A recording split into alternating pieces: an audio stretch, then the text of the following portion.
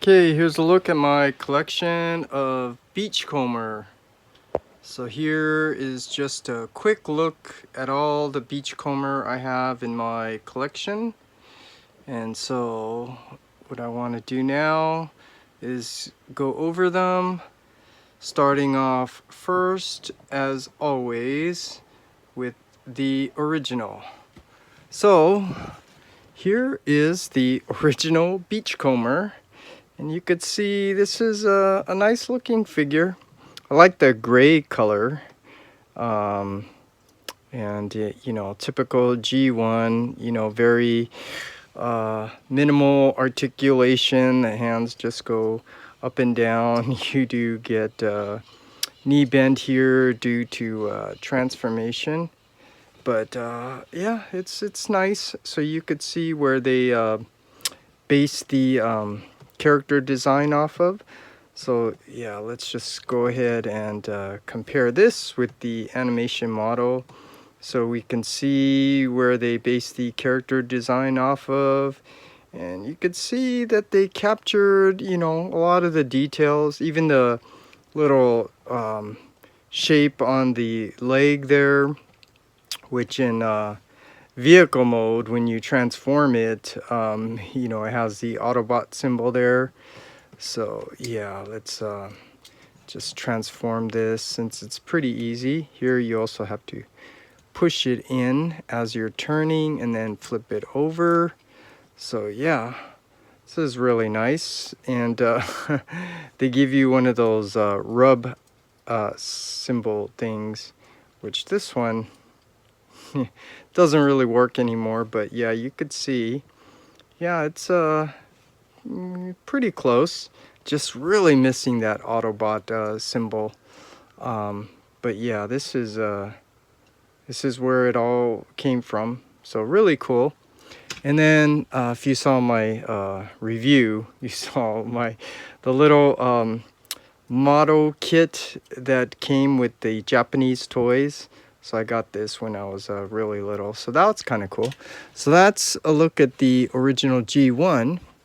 And then after G1 there was the C.H.U.G line, but here fortunately they did make a remake of Beachcomber under the old design where it was meant to resemble the character. So you could see where they made it look a little bit like the Beachcomber, but they obviously modified it to be more contemporary. And this is what you call a Legends figure, and this literally is an official Legends figure. So you know, it's very limited in what you can do, but that is the way it was at the time. Really a cool figure, and since this one's easy to transform, just might as well go ahead and transform this.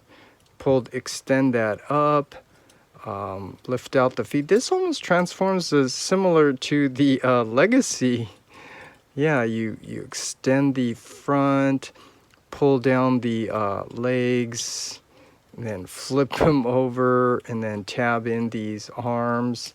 Yeah, this is very similar to the Legends, but you could see this is not very cartoon accurate. It's an updated version of it, which is kind of cool. And I don't know if this is meant to come off, but yeah, you do get this spare tire gun kind of thing. So it's kind of cool.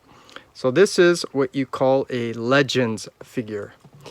And then they didn't do it with all of the movie figures, but here is a repaint, retool of one of the live action movie figures that they turned into a G1 character. That was kind of like their selling point there. And it was kind of cool. I think this was a Walmart exclusive that came with another figure.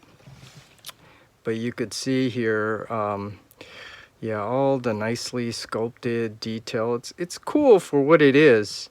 And back then, you know, they used different type of plastic. This is a little bit harder plastic, and they have more parts to it, more sculpted detail, more paint. So yeah, you know, even though this is not G1 accurate, it's still cool for what it is.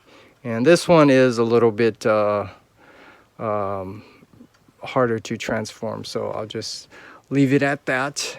And then the official C.H.U.G, if I can call it that, was here by iGear. And iGear was making some pretty cool figures. So at the time, you know, again, these were meant to resemble the character. So it's not really cartoon accurate. And they took the liberty to implement their own aesthetics here with this baby blue color, which I guess, you know, at that time's kind of a nice color. It would have been nice to have like a darker blue color. But yeah, it's cool. And there is very little articulation, so you could see how there is no foot rocker here, but if you can see how they cut this, shaped it so that it stays at an A stance. So that was the design back then. But this is cool for what it is. You do get some waist rotation there. So after the C.H.U.G, let's see, staying with the mainline retail, then there was the Power of the Primes. So here, this is definitely upgrade from the Legends, but this is still a Legends figure. And this was really cool because you could see this one, they did make it look a little bit more like the cartoon. Really cool. And I did customize this a little bit, so I painted his hands blue and removed the Autobot symbol so it's all blue on his legs like it should be. So this is really cool. And then also it had that the gimmick at that time, those little I don't know what you called them, headmaster. You could put a little figure in there. So that was really cool. And the wind charger with this also was really cool. So yeah, that's the Legends. And then there is the current version, which I already did my review. So this is really cool. For a mainline retail figure, this is done really well. It's a really great figure. And you get some nice accessory, the Paradise Parakeet. I don't like this gun. It would have been nice if you could have had that golden lagoon hand thing there. But yeah, this is a really nice figure. And then, let's see, moving on to the masterpiece figures. Okay, first there was by X-Transbots, right? Which at that time, this was before all the Hypertoon aesthetics and stuff. So you could see how they were putting in their own designs and stuff, like this front grill of the car shouldn't be there. But X-Transbots does nice job with the accessories, so they did give you the golden lagoon hand, which is really nice. But if you remember, the transformation, like a lot of X-Transbots, transformation design, it's really bad. It's horribly bad. I mean, look at this. But again, for what it is at that time, this was actually a really nice figure, and I know a lot of people wanted this because it filled in that missing gap in your masterpiece collection. But then, and this wasn't too long ago, but then FansToys finally made a Beachcomber. So you could see this.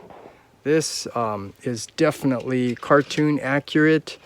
So yeah, you could see this is where they were trying to go a little bit more Hypertoon, if you will. So yeah, I pointed out in my other video, my review of the Legacy Beachcomber.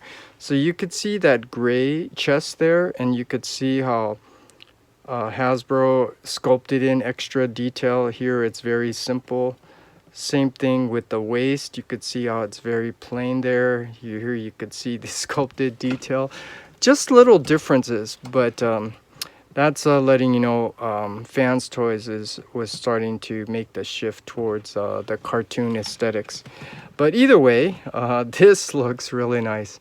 And the engineering design, you know, it's pretty amazing how they covered all of the back up.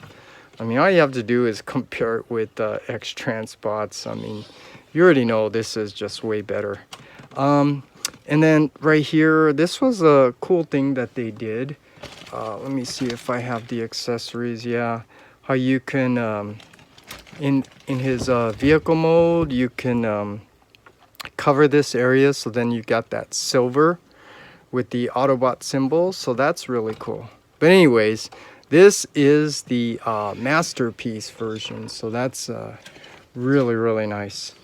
And then not Legends, but what I call the mini masterpiece, here by NewAge and Magic Square. So first there was the Magic Square, and I'm gonna give them a break here because this was one of their earlier figures. So you could see that this is not really cartoon accurate with, you know, this gray car bumper on his knee here, and then the black. But yeah, this is cool for what it is, and this is one of their earlier figures.